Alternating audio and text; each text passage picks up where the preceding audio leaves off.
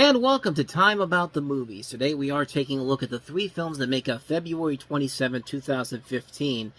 Almost 11 years after is to the day. Of course, that was yesterday, and coincidentally, that was on a Friday too. So, by the time the review for this, my original review for this would have come up, it would have been Sunday afternoon of March 1st. So, but anyway, enough of that. Let's talk about the movies this weekend, and we'll start off with the biggest one. That is Focus. In this one, you have Will Smith starring as an extremely accomplished conman who takes an amateur con artist, played by Margot Robbie, under his wing. Nikki and Jess have become romantically involved, and with Nikki's profession of being a liar and cheater for a living, he realizes that deception and love are things that don't go together. They split, only to see each other 3 years later, and things get messy again. The con movie is always kind of a mixed bag for me. For every Catch Me If You Can and A Fish Called Wanda, there's a tourist and a Now You See Me. This is Focus, written and directed by Glenn, what's their names? I'm going to get their names confused here. Glenn Ficarra and John Requa. I literally have an article underneath my original review with their names on there. I was going to get it confused. I thought it was the other way around, but these are the two guys that also did Crazy Stupid Love, which was one of my favorite movies of 2011. And not only marks itself down as a great con movie, but it marks a triumphant return to form for Will Smith, whose last few movies up to this point were very disappointing. I'm talking about stuff like After Earth, and then he was in Winter's Tale the year before. That was a terrible movie. Yeah, some of those were pretty bad, and technically he was still kind of on a slum at this point, because his next movie was Concussion, which we'll get to at the end of the year, but that was not a good movie overall. So this might have been the bright spot of a weak period between 2012 and 2019 or something like that. I'm probably getting that mixed up. I'm probably getting that wrong, because there's probably a good Will Smith movie coming up down the road here, but he was in a couple of bad movies around this time period. But here, Will Smith returns to what we love about him. A great performance that is very reminiscent of all things Will from The Fresh Prince of Bel-Air. I mean, seriously, watch this movie and tell me you don't see a grown-up Will from Fresh Prince all grown up when you watch it here. I mean, it literally does feel that way, but it is one of the strongest performances he's given in a long time. Not only that, it's the first time I ever looked at Will Smith and thought to myself, now, this guy's got a lot of Denzel Washington type of charisma to him. And I watched this movie, and in some scenes, I really did think he was channeling Washington overall. And Denzel Washington's my favorite actor, so, I mean, maybe that's why I got so invested in it. But part of the reason is that because of his co-star, Margot Robbie, who, of course, broke out big time with starring in stuff like About Time, and especially in The Wolf of Wall Street. I saw her way back in the day, if you want to call it 4 years back in the day, when she was on Pan Am. And I thought to myself, this chick is really good. She's going to be a big star if she gets the right material given to her. And sure enough, yeah, she was on her way to becoming a great leading actress, as she has shown since then. I mean, Smith and Robbie do have a great chemistry together, so much so that you could see why David Ayer looked at this and said, these are the two I need to cast for my Suicide Squad movie. And, I mean, that movie didn't work out as a whole, but, I mean, they were good in that movie overall. Let's say this, they were the least of that film's problems, but, again, all a good time. We will get to that.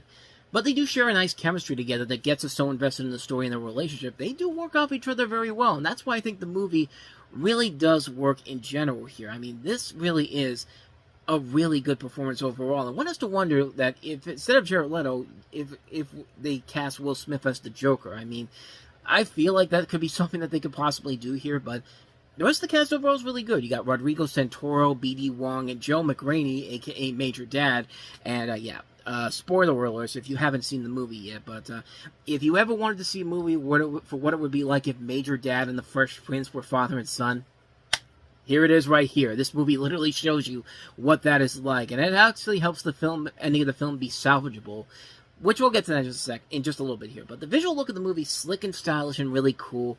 I like a lot of the decisions they made in terms of the cinematography. There's a great twist on the car chase scene towards the end that we haven't seen done before that I thought was very unique overall. I thought it was very impressive. But it does have one of those endings that feels very, very underwhelming. It's because they throw on way too many twists and turns. It gets to the point where it's just like, wait, are we the ones getting conned here? Not to mention, there's a point where Will Smith gets shot during the scene, and the scientific applying to how he gets shot is way too specific. If you really look at it very carefully, it's just kind of like, you guys are making this more complicated than it needs to be, man. But, I mean, I think the ending could have been a little bit rewritten better. I think there could have been a more approachable ending than what they did with it. I think this would have been a near perfect film if it had done that, but this is still a really damn good movie. I still enjoyed the hell out of it. I think the two leads work off each other very well. It's a great modern con movie. The comedy overall is very good. The style is very slick. The acting is really good. It's a movie that definitely is worth checking out. It was one of the more enjoyable movies I saw at the beginning of the year, and it's one that sadly kind of has gotten overlooked over the years, and I do say sadly because it is a really good film. If you haven't seen Focus, definitely check it out. It's definitely one of Will Smith's better movies he was making around this time period, so yeah, it's a good movie overall. A really good film. I recommend it very strongly, so. Now let's go ahead and get to the crap, because just like the last couple of weeks we've had at least one good movie mixed in with a couple of bad movies, and here's yet another one, The Lazarus Effect.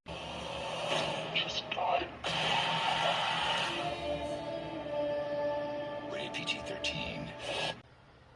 Oh, I'm sorry. Oh no, hands coming out from under the door. That's something that's never happened in a horror movie before. Oh wait, yes it has. Yeah, there's nothing original about this fucking movie, man. The Lazarus Effect, from the writer of Fantastic, by the way. Jeremy Slater wrote the script for this. Surely he's not going to do anything of noteworthiness in the future, like Godzilla x Kong, The New Empire, and Coyote vs. Acme. He got better as time went on. The Lazarus Effect, though, follows a group of researchers led by Frank and his fiancée Zoe, who achieved the unimaginable, bringing the dead back to life. After a successful yet unsanctioned trial on a newly deceased animal, the team is ready to unveil their breakthrough to the world. But when the dean of the university learns of their underground experiments, their project is unexpectedly shut down and their materials confiscated. Frank, Zoe, and their team take matters in their own hands, launching a rogue attempt to recreate their equipment, during which things go terribly wrong and one of their own, Zoe, is horrifically killed. Fueled by terror and grief, Frank pushes them to do the unthinkable, attempting to resurrect the first human test subject. Initially, the procedure appears to be a success, but the team soon realizes something is wrong with Zoe. And her strange new persona reveals itself, the team quickly becomes stuck in a gruesome reality. They are no longer faced with the questions of whether they can bring someone back to life, but rather the wrath of her return. Yeah, you've seen this movie before, done several times, but yeah, this thing is just, from the casting alone, because not only do you have Olivia Wilde, but you have people like Mark Duplass, who's on the league at this point. Donald Glover from Community. You've got Evan Peters from American Horror Story. Sarah Bolger, who was in the Spiderwick Chronicles. Ray Wise is in here. Like, this is the most disjointed cast I've ever seen for a horror film ever.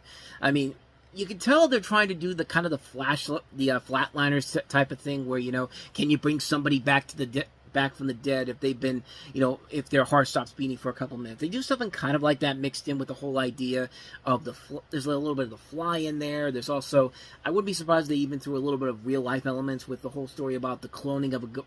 The cloning of a goat back in the day. Could you do that with a human? That's just wishful thinking on my part, but yeah, there's some good ideas, but bad execution. And this is the type of film that falls into the category of a typical schlocky horror film where people do stupid decisions and it backfires on them tremendously. And sure enough, that's exactly what happens here.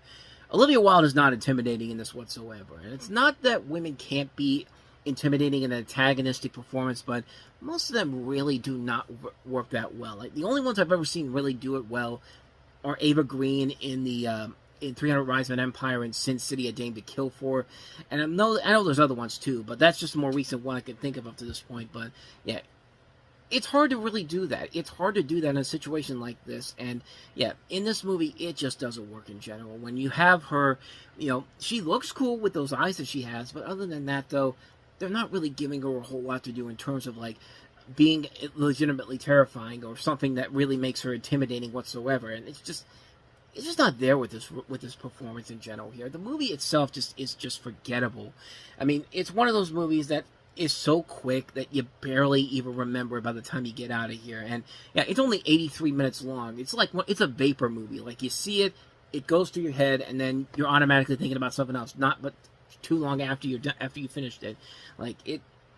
I mean, I don't know, man. This is one of those prime examples of a Blumhouse movie where give them points for doing what they could with the small budget they had, but can you at least make a good movie out of it? Because this certainly wasn't it. But, yeah. Hey, they made their money back, so all is right with the world, I guess. For them, I guess. But, hey, they never made a sequel to this, so that's probably a good thing. But, So not much more to say about that one. That's The Lazarus Effect. So let's go ahead and move on to our last movie that we have here, and that's David Cronenberg's latest film, Maps to the Stars.